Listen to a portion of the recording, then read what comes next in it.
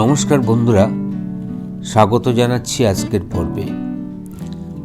পর্বে আমি আমার ছাদ বাগানের ফুল ভর্তি একটি গার্লিক ভাইন বা রসুনলতা দেখাবো, আর গাছটি সম্পর্কে আমার কিছু অভিজ্ঞতা আপনাদের সাথে শেয়ার করব। কেউ কেউ একে পারুল ফুল বলে থাকেন।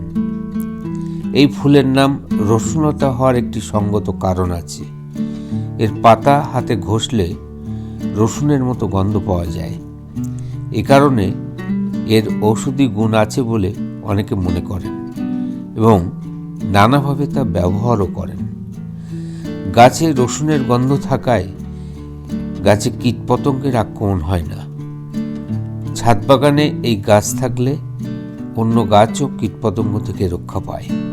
আমাদের পরিবেশে ও সাধারণ মাটিতে এই গাছ ভালো হয়। মাটিতে অর্থাৎ গ্রাউন্ডে বসালে ভালো গ্রোথ হয়। এটা লতাযুক্ত গাছ, ফলে জায়গা দিতে পারলে প্রচুর ফুল পাওয়া যায়। বাড়ির গেটে লাগালে চমৎকার লাগে। ছাদ বাগানে টবেও গাছ ভালো হয়, তবে একটু বড় টবে দিতে হবে।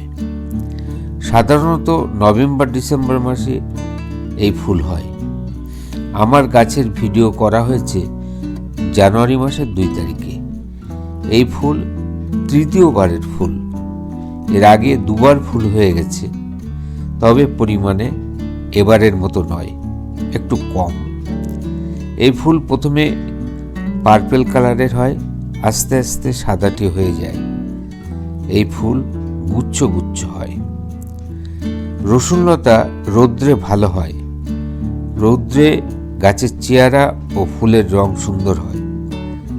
এই গাছ কষ্ট সহিষ্ণু, জল লাগে বেশি, তবে ড্রেনেজ সিস্টেম ভালো রাখতে হবে। জল গাছের গোড়ায় জমতে দেওয়া যাবে না। এই গাছে খাবারের তেমন প্রয়োজন হয় না। সব গাছের ক্ষেত্রে যেমন ফুল আসার 1-2 মাস আগে প্রয়োজনীয় সার দিয়ে মাটি খুঁড়ে দিতে হয়, এ গাছের ক্ষেত্রেও তা প্রয়োজন। আমি এই একবারই খাবার দিয়ে থাকি, তাতেই এত ফুল। আমি জৈব সার ব্যবহার করি।